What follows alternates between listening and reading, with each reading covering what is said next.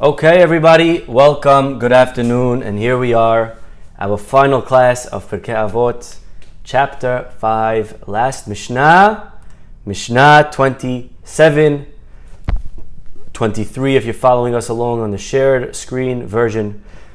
But we made it, everybody. Mazal tov to everyone, l'chaim to all, as we are studying our last Mishnah of Pirkei Avot. So let's jump right in. Here we go. We are sharing the screen. Okay, here we go. It's actually a very short Mishnah, but it has a lot of wisdom in it. The words are just 7 words. Ben Hey Hey Omer. Today's author is Ben Hey Hey. Okay, so if you thought yesterday Ben Bag Bag was a funny name, okay, so this is Ben Hey Hey. Again, go to yesterday's class, we explained that potentially he was a convert or son of converts, and being that he was the son of a convert, he is a child of Avraham and Sarah, the first 2 converts. And Avraham was added a hey to his name. Sarah, a hey was added to her name. And therefore, these 2 people, they didn't want to call themselves by their real names, lest they will get caught by the Romans. So they gave themselves new names, Hey and Hey. That was a nickname for Ben Avraham and Sarah, Ben, the son of converts. Okay. Said Ben Hey Hey, Lefum Tza'ara Agra. According to the pain is the reward. That is it. Hazak Baruch, that is the last Mishnah, 3 words. Lefum Tza'ara Agra. The reward is proportionate to the exertion. You know, a lot of times we have an opportunity to do a mitzvah and it's a little bit difficult. We have to go pray and it's raining, it's cold. We have an act of chesed to do, but there's a fun game. Lefum tzara agra means that the reward, the harder it is, the more reward. In English we say, no pain, no gain. That is Ben Hey Hey's line. The harder something is, the more reward you should have. I remember in yeshiva, my rabbi, whenever we would say it's hard, he would say, I'm so jealous. I wish it was hard for me to learn Gemara. My reward is very small. You guys, that it's difficult and you still break your head, I cannot get anywhere near as much reward as you. You know, our rabbis tell us, Gadol mituveh ve'oseh, memi she'eno mituveh ve'oseh. What that means is as follows. What's greater? If someone does a mitzvah that has to do it, or if you do the mitzvah that you don't have to do. I'll give you an example. Shaking a lulav, praying mincha. Okay? Ladies are exempt from these mitzvot. Men are obligated. So who gets more reward? A lady that does it or a man that does it? Okay, you could type in your guesses. So the truth is, many people would quickly guess the lady, because she doesn't have to and she's doing it anyways. So beautiful, so praiseworthy. But the truth is, the Gemara says, Gadol mitzuveh ve'oseh. Greater is the one who is commanded and does it. Why? If I'm not commanded and I still volunteer, isn't that so much nicer? But the answer is, says Tosafot, because when you have to do it, there is now a Yetzer Hara to not want to. I'll give you a simple example, okay? They had the Euro Cup, I think, recently. Yeah? Any soccer fans out there? Okay. They had basketball, they're in the NBA Finals, okay? Players taking a foul shot, okay? Easy, right there, just score, 15 feet. What's harder? To score a foul shot in the game or to score a foul shot in practice? Which one's harder? Harder is to score a foul shot during the game. Why? Because there's pressure. Because you have to score. And when you have to, all of a sudden there's the pressure, you get nervous. Even if you're playing at home and you don't have the fans that are trying to confuse you, right? When you have to do something, there's a pressure. A man has to pray. So there's a Yetzer Hara to not pray. A lady doesn't have to. So a lady, when she's praying, she's like shooting a foul shot in practice. It's very easy to score because there's no drive the other way. There's no one pulling her the other way. That's why a lot of times you see it's very easy for ladies, even though they're maybe not observant, but they're running to go pray, they're running to do mitzvot that they don't have to do. Why? Because since they don't have to, there's no temptation not to. Right? You see all these ladies by the wall. They want to put tefillin. Right? When I was a kid, I didn't want to put tefillin. Most of my students don't want to put tefillin. These ladies, they want to go put tefillin. Why? Because they don't have to. So there's really no temptation. But look at all the other mitzvot that they have to do. Are they necessarily keeping it? Maybe not. So the idea is that when something is harder for me to do it, and I do it, there's automatically going to be more reward. So a lot of times, again, don't get nervous when a mitzvah is hard. I'll give you a beautiful story, one of my favorite stories, okay? I think it's a story that we said before, but it's such a powerful story. The story was about, we'll say the quick version. Rav Shalom Shwadron, he was once giving a class in synagogue. There was a boy that attended every single day. He would come and he would show up and he would sit and he would learn. And this kid loved learning. All of a sudden one day, the kid didn't show up to class. The rabbi, okay, maybe he's sick. 2 days in a row, he doesn't show up to class. Third day, he didn't show up. The rabbi decided to check out, is everything okay with this kid? He goes to the boy's house. He knocks on the door. The kid opens up. He sees the rabbi. He turns red in the face. The rabbi sees him. He says, "Oh, David, how are you? It's good to see you. I missed you this week. You come to class every day and you didn't show up 3 days in a row. I got so nervous. I thought you must be sick. I came to visit you to do, just to do the mitzvah of visiting a sick person. I wanted to just check on you. How are you doing?"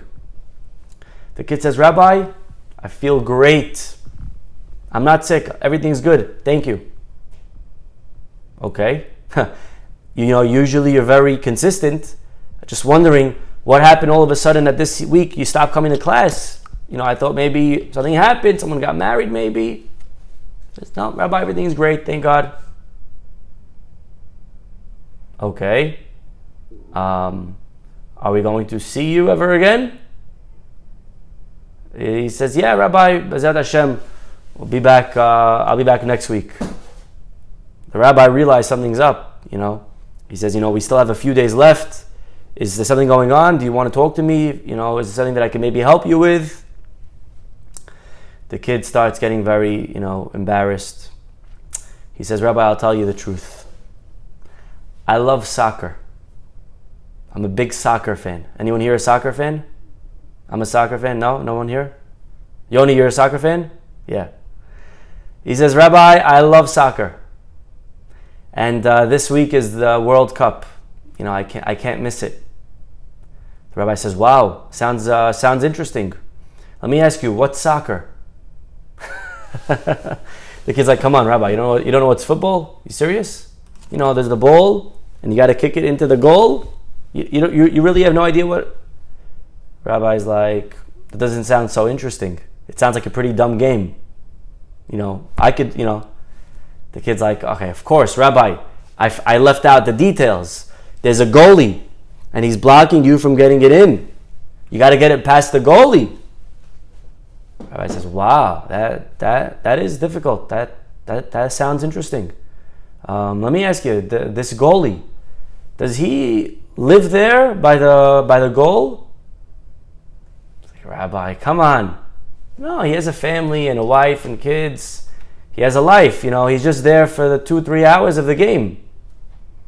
So the rabbi, again, he's puzzled. He says, "So I don't understand. I have an idea. When the goalie goes home, take the ball and kick it in." The kid looks up to the rabbi and he says, "Rabbi, anybody could do that.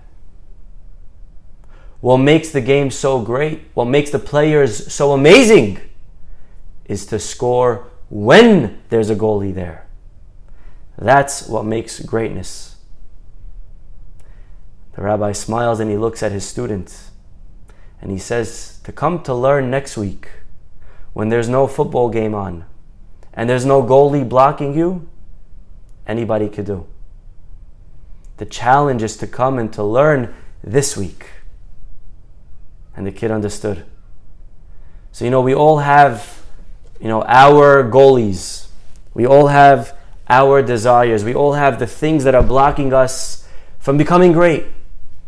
It could be whether we're trying to lose weight. It could be in building muscle. It could be doing well in school. It could be in religion. It could be with Shabbat, kosher, being a good person, getting rid. Someone once said to me, he says, Rabbi, I'm usually a nice guy until you get me angry. I'm usually calm until someone gets me nervous. Hazaku Baruch. That's not called being calm, right? Anyone's nervous, when no one provokes them. No, everyone's calm when no one provokes them, right? The challenge is when your kids are being super annoying, and to still take a deep breath, and to still be able to not get angry. Lefum tsa'ara agra. The harder something is in life, the greater is the reward. There is a concept that we spoke about in the past. Speaking about a siyum. Here we are, finishing Masechet Avot. Everybody, Mazal Tov again to all of us. When we do a siyum, there's a line that we say. We say at the end, we read a paragraph, okay? And the line goes like this. Anu ratzim vehem ratzim. We run and the goyim run. We run to Olam Haba and they run to Gehenam. Anu amelim vehem amelim. We work hard and they work hard. Right? Look around in the world around us. There's a lot of hard workers, Jews and non-Jews. We work hard, v'mekablim sachar. We work hard and get rewarded. Vehem amelim ve'enam mekabelim sachar. They work hard, but they don't get rewarded. That's what we say. Now I want to ask you all a question. Is that line honest? Is it true that the goyim work hard and they don't get rewarded? It's not true. Think about all of your non-Jewish friends, your workers, your neighbors, LeBron James, right? Ronaldo, whoever. They work hard and they get paid a lot of money. They get a lot of reward. So what do we mean by that line? We work hard and we get rewarded. They work hard and they don't get rewarded. It's not true. They get rewarded. Says the Chafetz Chaim, a beautiful answer. He says the world we live in, they measure success based on one thing. It's a good question. How do we measure success? Are you successful? Are you successful? Ask yourself that question. Am I successful? How do we measure success? Did I have a successful day today? How do I measure that? Well, the world we live in, they measure success based on results. Did you make money? Then you're successful. Did you come home with a trophy? Then you're successful. Did you win? Then you're successful. You went gambling. Did you win or lose? If you won, you're successful. You go to a bar. You go with your friends. Did you get a girl's number? Then you're successful, right? That's how we measure success. That's the world that we live in. Success is based on results. That's not a Jewish concept. Because we believe as Jews that results are up to Hashem. The way we measure success as a Jew is not based on results, but on efforts. How hard did you try? If we tried hard, we went to work and we toiled, we came home with not a lot of money, but we were honest in business. We were honest. We didn't steal. We had emunah. I prayed. That's a successful day. Why? Because success is not based on results.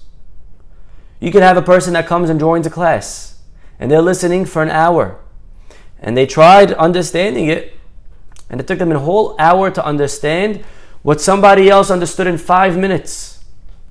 Who's more successful?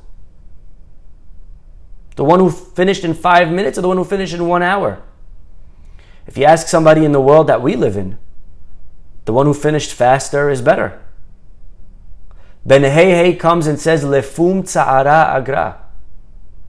If it was harder, you're going to get more reward. Think about a salesman. He goes to his boss. He says, boss, I've been here for 3 months already. I worked really hard. Can I get a paycheck? The boss is going to ask him, well, how many sales did you make? He's like, listen, I'll be honest. I tried really hard. I took a lot of people out, to dinner. I made a lot of emails, a lot of contacts. I almost made a sale for a few $1 million to this company. Last second, they backed out. I'm really, really close. The boss says, great. So you're really, really close. And when you really, really make that sale, then you can really, really come back and I could really, really give you your paycheck. But until then, you could get a high five, but there's no paycheck. But what do you mean? I tried so hard. I don't pay you to try. I pay you to succeed. I pay you for results. I pay you to get sales. If you're a team in baseball and you try really hard, only thing that matters at the end of the game is who's winning on that scoreboard. What does the score say? That's all that matters. There's only one team that goes home with a trophy. The one that has more. Even if they got really lucky and they just magically, 5 errors from the other team. They didn't really do well. They didn't deserve actually to win. Doesn't matter. You won, you won. I don't care how hard you tried. That's this world. Success is based on results, not effort. Says the Chafetz Chaim, Anu ratzim, anu amelim v'mekablim sachar. We work hard and we get rewarded for that hard work. That doesn't exist in the world that we live in. The world that we live in doesn't pay you for your hard work. You could have another worker that doesn't really work hard. He magically made a $10 million sale. He comes and he says, boss, could I have my paycheck? The boss is going to pay him very nicely. Now you look at the two people, one worked much harder than the other. But unfortunately, the other one's going to get the salary. Because we care about product. That's what we care about. I want to see the end. I want to see it finished. And that is something that we need to remember, that as Jews, we should not feel bad if something is hard for us. If it's hard for us to keep Shabbat, that's an opportunity. And the reward is much greater than for somebody else who lives in a gated Bnei Brak community that everyone keeps Shabbat. The reward is nowhere near, I can guarantee you. Right? The pasuk says, Af chochmati amdali. Shlomo HaMelech says, my wisdom stood there for me. Which wisdom? Af. Af means effort. Af chochmati. The effort, the Torah, my chokhmah that I gained only through effort, through hard work. That's what's amdali. That's what we really, really have. If you go to the gym and you lift weights and it's easy, you're doing something wrong. You could go all day, push the thing. Buddy, the pin is not in the weights. Okay? Try again. If it's easy, you're doing something wrong. It's sometimes going to be hard. It's rewarding. At the end, there's going to be a lot of reward. But lefum tsa'ara agra. So we should not get discouraged when something is sometimes a little bit difficult. Yeah? In a way, this could be continuing from the last Mishnah. The last Mishnah said, when you get to 30, 40, 50, right? How old are you now? The different ages, the different ideas, different, milestones. Well, when you get older, maybe it's a little bit more difficult to learn. But Hey is saying, great. If it's hard, this is your chance. This is your moment. Lefum tza'ara agra. So that is something that we need to remember. If you noticed, and we'll end with this, the Mishnah is in Aramaic. It's not in Hebrew. This and the previous one were both in Aramaic. Mishnayot were written in Israel. They should be Hebrew. But this is actually Aramaic. Hafoch ba v'hafoch ba dekol laba uba teheze. That's all Aramaic. Lefum tza'ara agra. That's Aramaic. Agra is reward in Aramaic. Why is this Mishnah in Aramaic? But I saw something beautiful. The idea of learning Torah, which is the previous Mishnah. The idea of working hard. It's something that's unique to human beings. Animals can't learn Torah. Angels cannot learn Torah. Even an angel cannot work hard, cannot grow. There is no, putting a little bit more effort if you're an angel. It's something that's limited to human beings. We're the only ones with free will. And therefore the Mishnah speaks to humans. Humans speak Aramaic. We know that the angels don't speak Aramaic, whatever that means. The angels only speak Hebrew. Which is why there are certain statements in the Gemara that we don't, certain prayers in the Tefillah, that we don't say in Hebrew.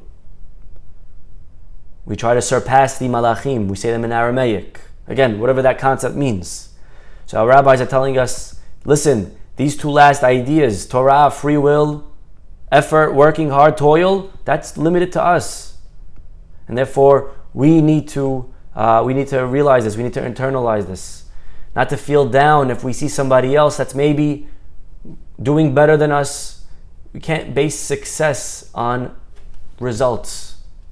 You have to look, how easy was it for them? It could be that for that person it was very easy to learn the daf. They finish it in 5-10 minutes. And for you it's going to take you an hour and a half. Lefum tza'ara agra. The heart of something is, Kol adam nidon lefi mashu, our rabbis say. Every person is judged based on themselves. Hashem's not going to judge you compared to someone else. Hashem's judge is going to ask us one question. Did we maximize our efforts? Did we maximize our strengths? The famous story of Rav Zusha on his deathbed. And his students came in and they saw him crying. They said, Rabbi, you're crying? You're a saint. You're a tzaddik. You're going straight to Gan Eden. And Rav Zusha said, if I get to Shamayim, I'm not worried that Hashem is going to ask me why wasn't I like the Rambam. I'm going to say, I didn't have the Rambam's head. I'm not worried Hashem is going to ask me why I didn't have Yirat Shamayim like the Chafetz Chaim. I'm going to say I didn't have the Chafetz Chaim's heart. I'm not worried that Hashem is going to ask me why I wasn't like Rav Akiva Eger. See, I didn't have his genius. But I am worried that God's going to say, Zusha, why weren't you like Zusha? Why weren't you the best you that you can be? That's the question that Hashem is going to ask every single one of us. Hashem's not going to compare us to them. Hashem's not going to compare us to the rabbi. But Hashem's going to compare us to what we can do, to what we can accomplish. It doesn't matter where you are. If you're all the way down here, but you're trying your best, let me tell you something. That's equal to somebody who's trying their best and is up here. And it's even greater to someone who's not trying their best and is up here. So we can't look around and get, despair. If I'm doing the best that I can, I should be very proud of myself, and that's all that matters. It says that in La'atid Lavo, in the future, the tzaddikim are going to sit around Hashem in a circle. Why circle? What is a circle? What's the idea of a circle? But if you look at a circle, something very interesting is that every point on the perimeter is equidistant from the center. Doesn't matter where you are, it's the same. And that's the message. When a person reaches and a person tries their best, then they're in the circle. It doesn't matter what you accomplished, it matters how hard you tried. And so every one of us knows deep down what we are capable of. We know what our potential is. We know if we're really trying, if we're really pushing ourselves to the max. And when something's hard, we remind ourselves, Lefum tza'ara agra. The harder it is, the better it is, the more rewarding it will be. Okay, we'll stop over here. Mazal Tov again, everybody. With this, we come to the end of Pirkei Avot, finishing the 5 chapters. Okay, there is a 6th chapter, but again, it's not technically part of it. It's more of statements taken from all over Shas, and they added a 6th chapter. But Chazak Baruch to all of us. We should go Mechayil, Lechayil, Mazal Tov. We should be Zochet to incorporate all of these beautiful, beautiful lessons from Pirkei Avot into our lives. Have a wonderful, wonderful day. Bye-bye.